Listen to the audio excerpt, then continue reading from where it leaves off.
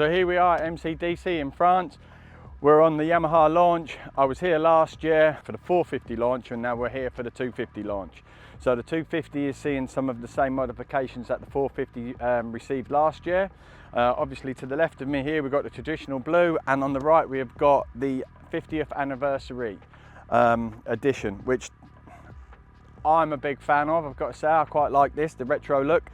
Track facility place is absolutely awesome, weather's good, and as I've just said, we've done 3 sessions now on this bike, and what I can report back to you is that this bike is definitely so much slimmer, feels lighter when you're riding around on the track.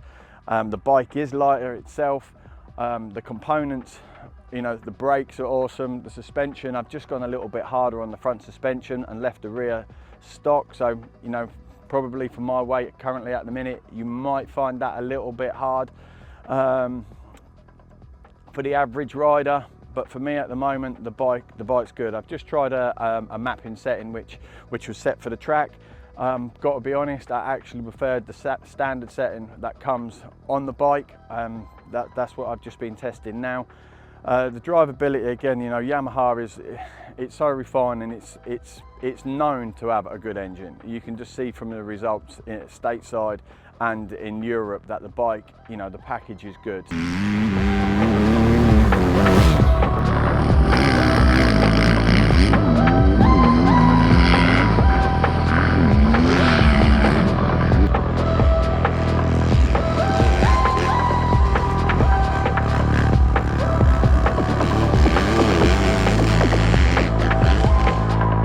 What they've concentrated on this year is just revising some parts, and I believe that's just for durability, just to strengthen some things up, and we just really concentrated on the chassis, on the suspension, and on the balance of the bike, which you can really feel is a lot nimble, just like the 450 of last year. The 250 now, to maneuver around the track, line selection is easy. You know, there's quite a lot of big sweeping turns that have been carved in.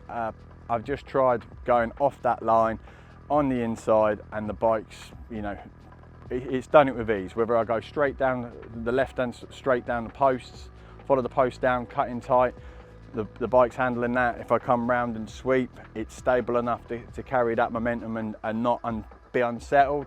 So my overall review of the bike so far is definitely an improvement over last year's model, and it's nice to see that that Yamaha are progressing with their models, you know, on a regular basis. So no doubt that the WR will see these benefits probably in the next year, and yeah, things are looking good at the minute for this manufacturer, which is good.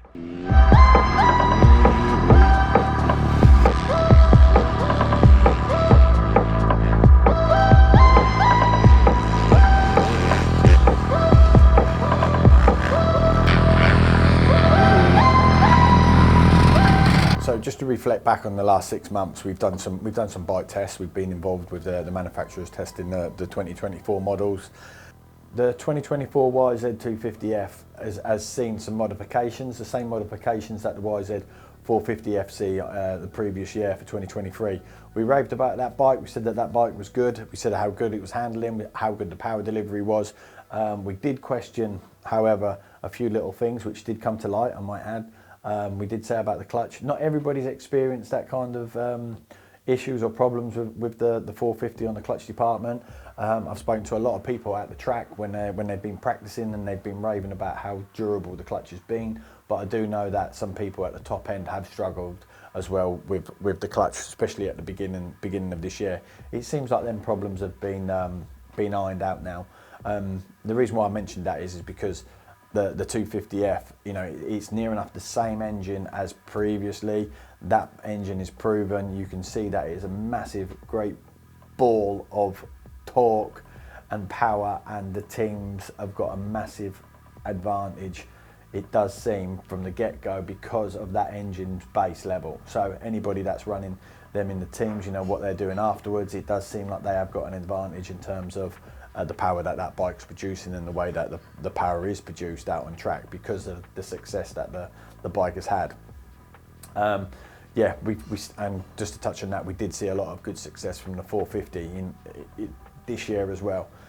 But just to go back onto the 250, that's what we're here to talk about. The engine, you know, all they've concentrated on this year really is the durability of that engine. So the cam chain has been beefed up, you know, all in that area. There was a few issues that I'd heard of this year whilst out of the motocross track, and it does seem that Yamaha have recognised that and addressed that issue.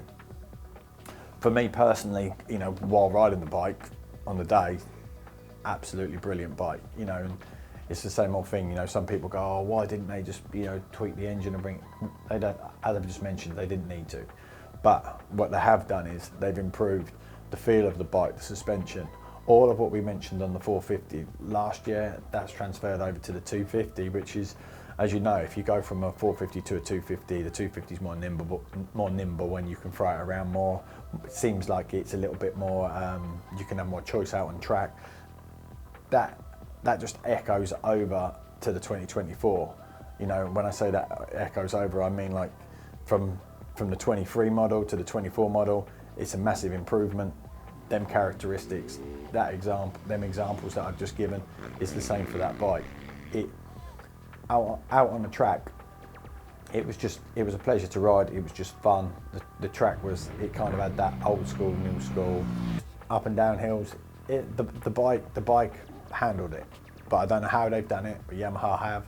They've come out and produced a better 250F, which is credit to the development team. Previously, I'd felt like the clutch on the clutch would fade on the 250. Didn't feel that. Brakes were spot on, were brilliant. Actually, the stopping power on the bike was really good. You know, if you're a beginner, you're going to be happy with it. If you're a pro racer and you put a pipe and a different ECU in and you do some kind of just personal preferences, you're going to be happy with that bike as well. You know, it's such a good base to start from.